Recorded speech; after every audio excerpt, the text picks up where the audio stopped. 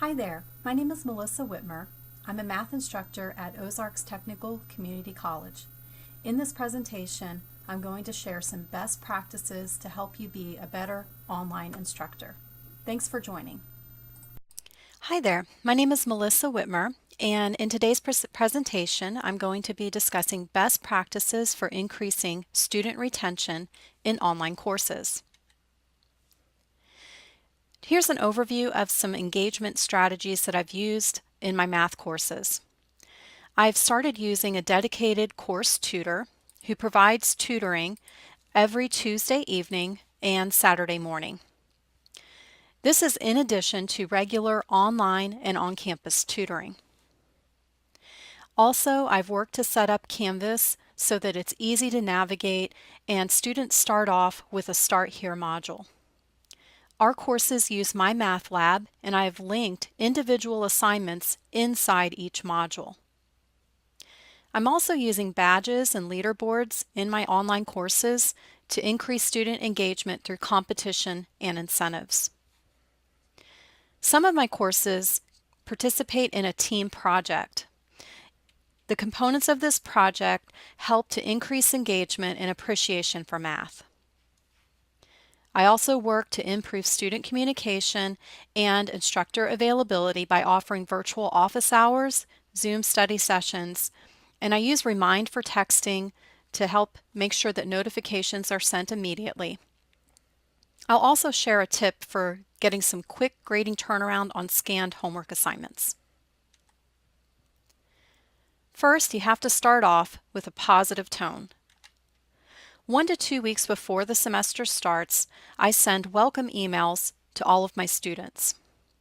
In the email, I share the syllabus, a course calendar, so they can print the schedule, and if there's any type of course topics that I want to make sure they understand, I'll send that out as well. In my welcome email, I introduce myself and I tell them I'm excited to meet them. I share an introduction video, some important information about the course that they need to know, and also some other things like what calculator I recommend and what the prerequisites for the course might be. In my Canvas course, I post a welcome video. In the video, I demonstrate how to navigate the course, submit homework, set up my math lab, communicate with me, and as a best practice, I email a link to this video with my welcome email so that students already are prepared for navigating the course. Here's my welcome video that I have used, and in this video I use Snagit and Camtasia to record. You'll also want to use the Start Here module. In my Start Here module, all components have to be completed to unlock remaining course modules. So in my module, you'll see that I have different requirements attached to each item, and so they either have to view the page or maybe they have to submit an assignment or contribute something. In other modules, I have requirements where they have to get a minimum score. The components in this module are due during the first week of class, and this helps me to identify students who are not attending or struggling with the material. Some of these components give me some important data. For instance, the online readiness assessment and pre-course survey lets me know what students are prepared for, and it also helps me flag students who might be a concern. The availability survey is used to form teams. Also in this module, I have students immediately sign up for Remind texting. Students who complete all of the components in this module will be trained on how to navigate the lesson modules in Canvas because they're set up the same way. I do have a survey in the Start Here module to help me gather data about students and to also share some important information with them. This survey helps me understand if students are retaking the course, is it their first time as an online student, how much time do they plan to spend each week on the course, how are they going to access the course. If they access only through an iPhone, that's a concern. Do they have internet? And what are their tech skills? Are they comfortable with printing and scanning? Do they have a webcam? And are they aware of campus resources like tutoring, Title IX, and counseling? The survey is set up so that it can only be taken once. Each question has specific feedback that students will receive after they submit the survey. For example, if they selected that they would spend 2 to 3 hours per week on the course, they get the following feedback. It's important to note that students who take this as a seated class will spend about 3 hours per week in lecture. Then they will spend about an hour a day on homework assignments. For this online course, you will be watching videos for the same examples that the seated students cover in class. It will take some time to learn and practice the material before you start the homework on my math lab. To be successful in this course, it is advised to plan for at least 6 hours per week.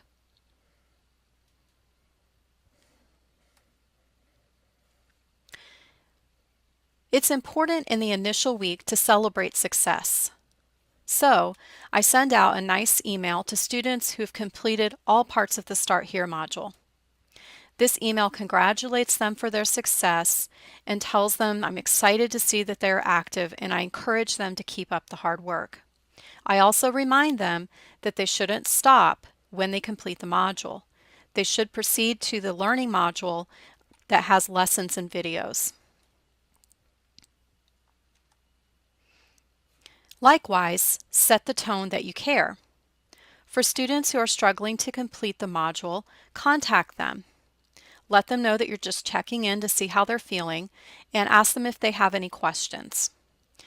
On Canvas, it's easy to see what components the students have not completed in a certain module, and so you can copy and paste that to let them know what they need to submit. Sometimes students in online courses feel very isolated, so it's important to right away remove any isolation through increasing student engagement. One way to do that is to have an assignment during the first week where students introduce themselves to the class. So I created a discussion forum, and I require students not to just write text, but they have to post an introduction video. I do provide a sample video, and I ask students to share some information like their degree and career goals, their reason for taking the class, and maybe some personal information like hobbies and special interest. I require students to be active and reply to at least 5 other students. I also require students to type a transcript of the video to include with their post, and this just helps for students who maybe can't hear the post or if there's any video difficulties. When grading, I use a rubric and I comment to all of the students with a video response. Now I'm going to show a sample student video to give you an idea of what this could look like. Hey everyone, my name is Megan Johnson. I'm 20 years old, going to OTC for my early childhood education degree. Currently I'm outside, going to work on cleaning this barn out on my day off because I do have 9 horses, which, you know, they make a little bit of a mess. I've always been really good at math. I really liked it in high school so far. This class seems to be really easy and I'm really looking forward to it. I hope it stays that way at least. Oh, there's my big guys right there, a couple of them. But I hope all of you do really well in your class and that we just all have a great time. Bye. Another way to increase engagement is through using Remind. Remind is an app and a website, and it has really transformed communication. So I use Remind for texting. At the beginning of the semester, I set up my courses on the Remind website. Then I download the Remind app to my phone so that all messages go through push notifications instead of through my text messaging. I've already shown how to create the assignment in the Start Here module for students to provide you with their phone number. Now I do allow students to opt out, but I do contact them if they opt out to let them know what they're missing out on. I choose to manually add students, but you can provide them with in-person instructions where they can add themselves to your Remind class. You can text students about missing assignments and reminders, and I've noticed that students will often ignore my emails but will immediately reply when I send them a text. This is what the Remind screen looks like when you add people to your course. So you can type in their name with their phone number, and then you can add them. So you can add multiple people at the same time and add a whole group. You can also click to get in-person instructions for students who want to add themselves. Over here, this is what the app looks like, or if you go to the website, this is what the texting looks like. I can not just enter in texting messages, but I can also attach PDF files and images, and students can react. And I've also used Remind for setting up group chats for students who are in a team and they're not able to successfully communicate by sharing their cell phone numbers. I've started using tutoring in my courses. It does work, we all agree on that, but it's really difficult sometimes to get students to attend tutoring. In my college algebra courses, I noticed that my students were really struggling with the knowledge that they needed to be successful in the course. So I decided to focus on tutoring. In the spring of 2018, all students were required to attend tutoring for the first unit. Tutoring could be online or on campus.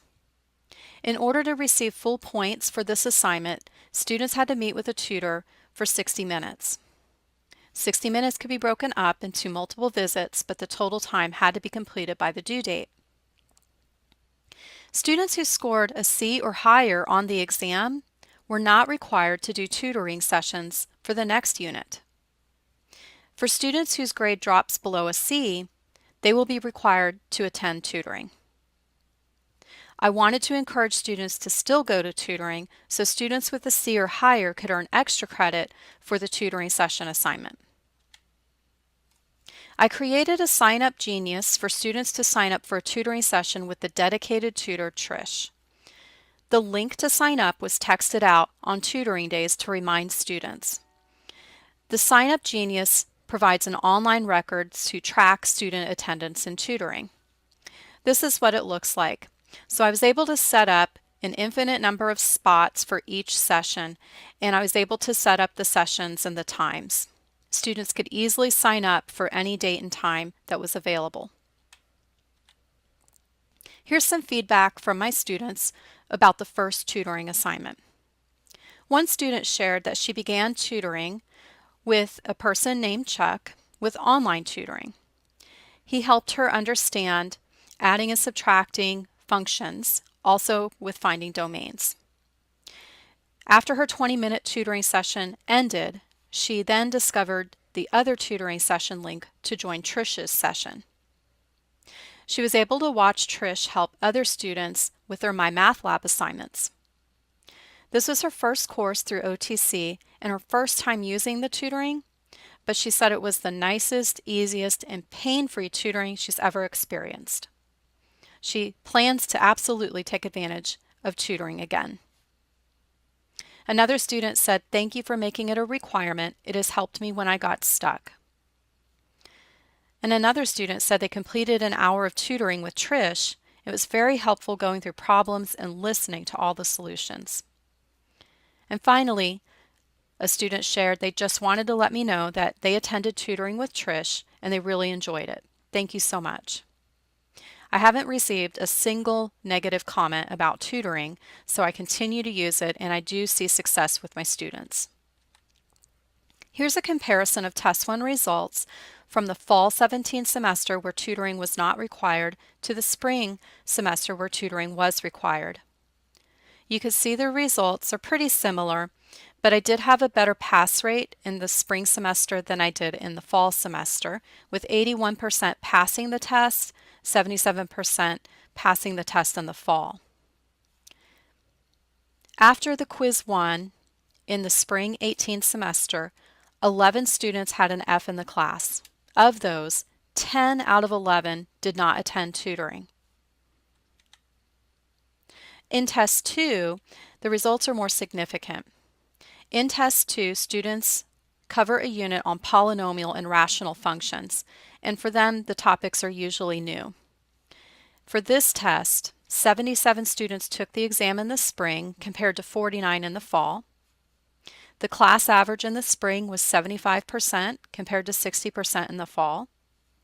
The median in the spring was 82% compared to 71.6% in the fall. And my pass rate was 78% in the spring compared to 59% in the fall.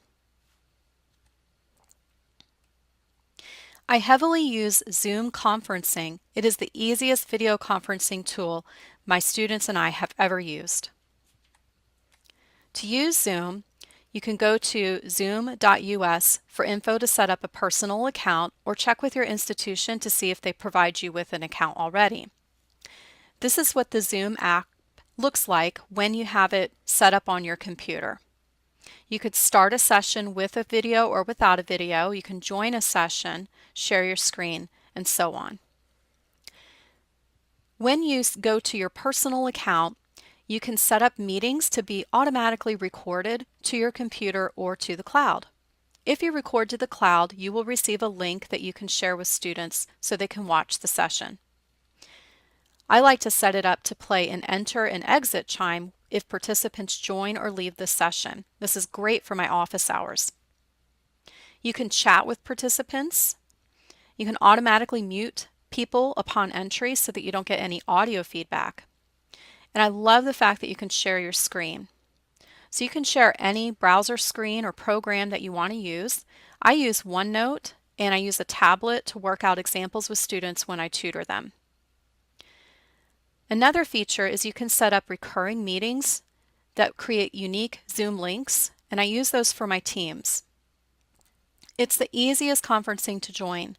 All you have to do is share the link for your meeting with your class. The student clicks the link and the computer sets it up. You can join from a PC, a phone, or a tablet. When I set up teams, I give each team a unique Zoom link. Their meetings are automatically recorded in the cloud, and I create an assignment where they have to do a team study session. Then I can go to my account and I can check on all of the different meeting links, and I can also check on recordings of their sessions. My students love to do study sessions on Zoom. Now in college algebra, I removed the team project, but I did create an optional discussion forum for students who did desire to set up a study group. I gave extra credit for students who participated, and students had to go to this discussion forum on their own to set up a date and a time to meet. I provided my general Zoom link for them to use as their meeting room. I'm going to show a quick video to demonstrate what a student study session would look like.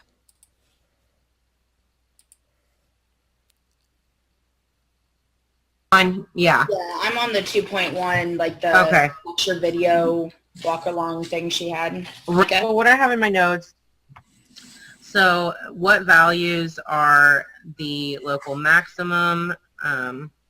So the local maximum would be... Because the local maximum is the top peak of the W where it meets on the y-axis. Oh, okay, yeah. So X for the 2, it would be 0, 2. Have So can y'all see this now? Yeah. Yep. Okay, so this is the one that I was able to get it, but I actually had to go through an example. So I don't know if there's a way to just memorize there's a way to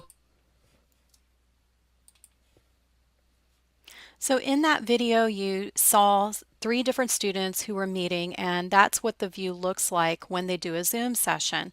So you can see the thumbnail webcam videos, the students can all see each other. They were able to share their screen and they were able to discuss specific problems from the notes, and then they were also able to share a My Math Lab problem and discuss that.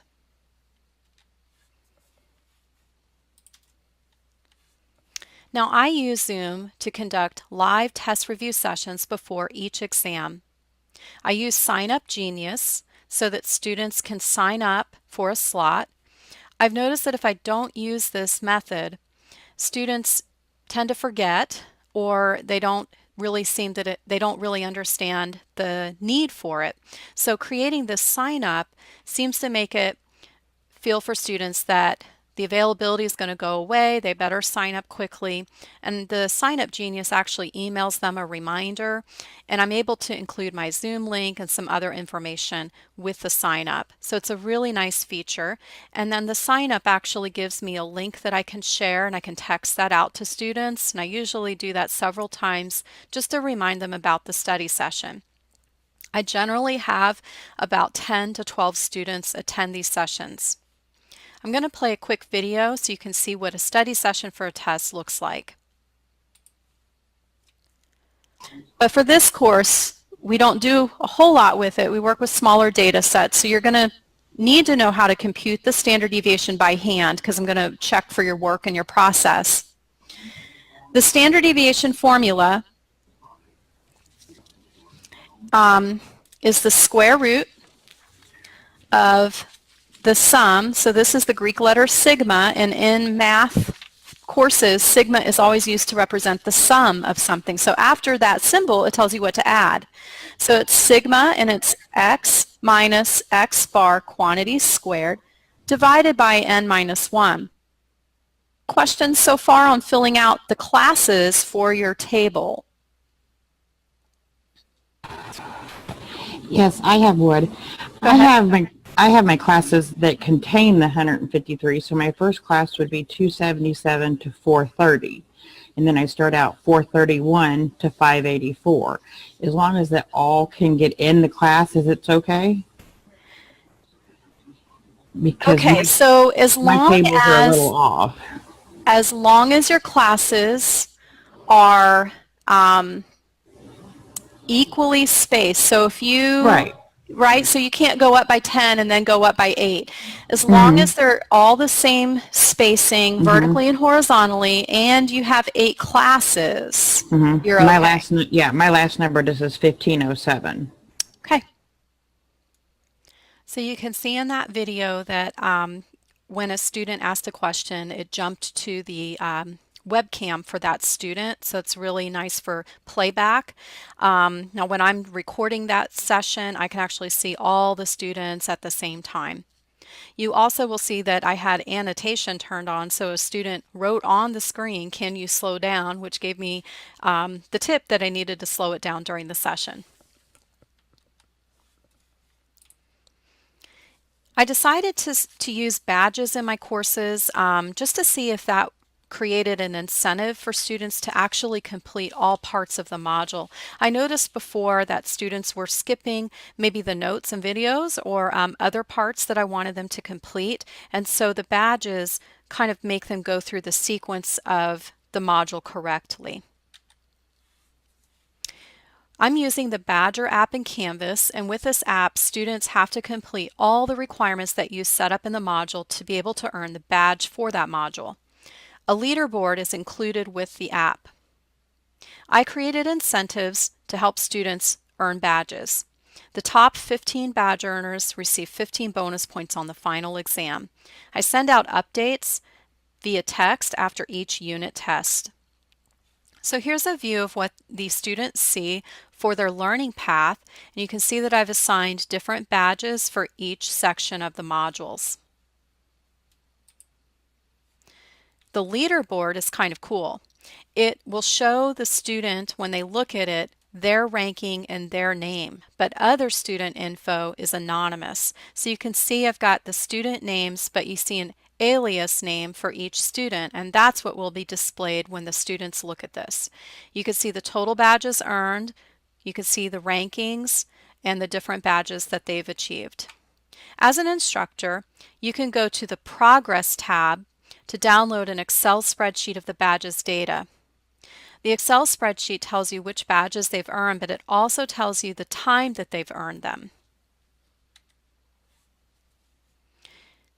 In my modules, I start with Unit 1, Notes and Videos, so students can watch videos that I've created, they can print notes, and then these are all of the My Math Lab individual assignments. You'll see that my requirements are they view the notes and videos, they have to score a minimum score on these assignments, which is equivalent to scoring an 80%, and then they have to submit their scanned homework. So once they have completed all of these components, then you will see that they have earned the badge. This is just showing that when I set up the module requirements, you can add a requirement to the Canvas assignment module, and you can change what you want them to do. So I have for my Math Lab assignments, they have to score a minimum score. I tested out if I could increase appreciation for math through team projects in my courses. My team project has 8 different parts. Some of the assignments are simple, like doing introductions, doing study sessions, but then I have other assignments like a learning style test, a math TED Talk, and a math history assignment. I found that students in college algebra didn't really like the team project. These students preferred to work alone, and the project didn't really increase their engagement or their grades. Those students really struggled with the content, and the team project kind of took away their interest. In my other course, Contemporary Math, students really participated well with each other with the project. So, in fall of 17, I used teams of 4 to 5 students in my course. But I found that the small group size was an issue because students would withdraw from the class and that would affect the group participation. So currently in Contemporary Math, I've created teams of 10 or more students, but I do allow students to split off into smaller groups for study sessions. The availability survey that students fill out in the first week helps me create the teams. It's a very simple survey. I ask 2 questions. What days of the week are they free to work on assignments or team projects? They check all that apply. And then what times are you most available? And they check all that apply.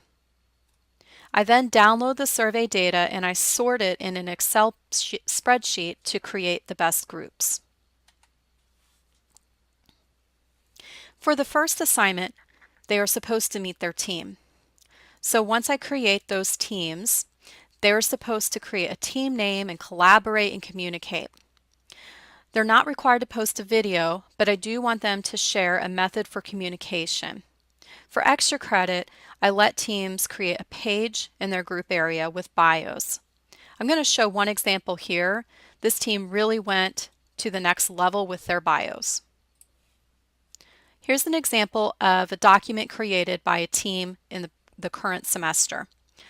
So they shared as a team and collaborated, shared their pictures and some information about themselves, and then another student compiled all of that information in a Google Doc and then posted it on their group area. So it was a really great way for students to have a document that has everybody's names and faces, and it helps them get off to the right start.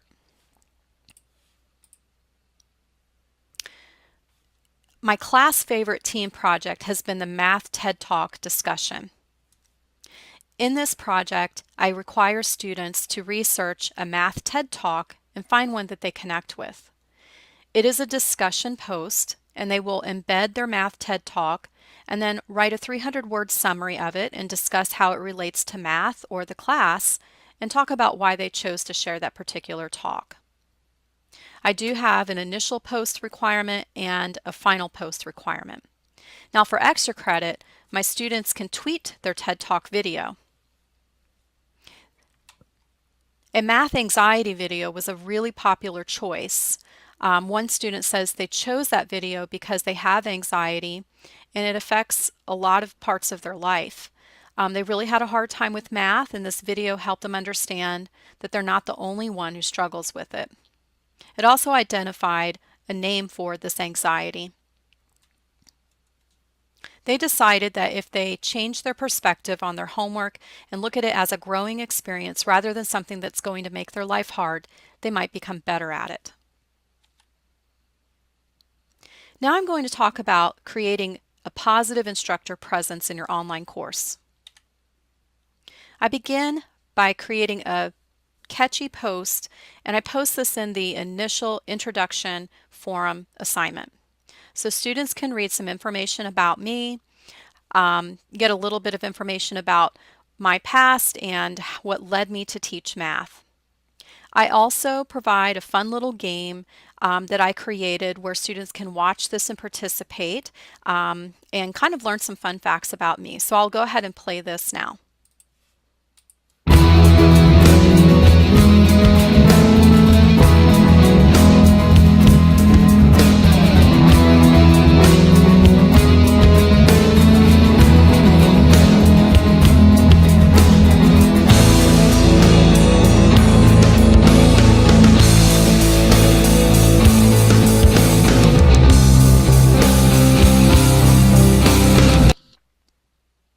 So at the end of this video, students can take a quiz, which doesn't count for a grade, to see if they can figure out which of those statements they saw was the false one.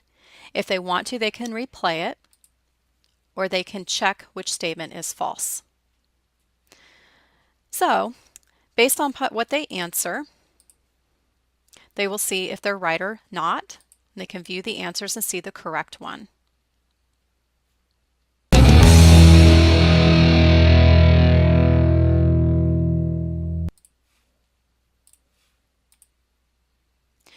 I also am available to my students throughout the week for virtual office hours. Now, sometimes I teach a combination of seated classes and online classes. So even though I have office hours virtually, I am always on campus and students can choose to meet with me virtually or in person. So the way I set this up is I have a laptop open with my Zoom session during my office hours. And if a student joins the session, I'll hear that doorbell chime to let me know that somebody is there. I share my Zoom link to students through texting about 5 minutes before my office hours begin, just to remind them that I'm available. I also encourage students to pre-book me by using youcanbook.me, and they can set up a time to meet with me. I have at least one student attend every office hour, and many times multiple students join in. Another way to create a positive instructor presence is to work on sending positive affirmation emails to your students. I always like to send positive notes after the very first assignments are due. And then I keep in touch frequently and definitely after each exam. Many times students who are doing well don't receive encouragement from their instructors. It's important to recognize the success of all of your students, and this encourages them to keep trying. Here's an example of an email that I sent to students who had an A in my class after midterms. So you'll see that I noted that I finished posting scores, and that I'm pleased to see they currently have an A in the course. I recognize their efforts for studying and preparing, and I know the course involves a lot of work. I thank them for their dedication and work ethic, and I hope they continue to challenge themselves as we begin the next unit. Then I tell them a little bit about the next unit, and I remind them about tutoring and encourage them to still go to tutoring. I've received so many thankful emails from students who have received these types of messages from me. It's a really great way to set a positive tone for your class. Now, if you see red flags, check in with those students. Send an email and a remind text for students who did not turn in an assignment. And then also provide students with resources so they can get help if they're falling behind. Here's an example of a message that I send for students who didn't submit an assignment that was due on my math lab. I tell them, good morning, I've updated grades, and I notice that they're missing the assignment. I'm concerned about them because they're already behind, and I ask if everything's going okay. If they need help with the topics, I suggest that they either meet with me or attend tutoring. And then I also remind them about OTC's attendance policy. Many times after I text this message out to my students, I will receive feedback from them, and they'll let me know if something is going on, if they need additional time, or if they merely just forgot. The last thing that I want to share is something that has really changed the way that I grade written assignments that students submit. Each week, students submit scanned homework assignments in addition to the My Math Lab assignments that they work on. With a rubric, I am able to grade 70 assignments in less than an hour. So I set up rubrics for all of my scanned homework assignments. So when I grade the assignment, I just merely click what score they receive on each question. So it's very simple to click, click, click, click. So you can see that I've got full credit and then all these ranges of partial credits, and then it automatically totals up the points for you. And then what I do is I post video solutions after the due date. So if students miss a certain part of a question, in my comment I say, please watch the videos, and then it's up to the student to receive additional feedback. Level 1 feedback, students just get the graded rubric, and if they're happy with their score, then that's it. Level 2 means students need additional feedback, so they can email me and request clarification. Many times I just point them in the direction of the video, and that's enough to help them.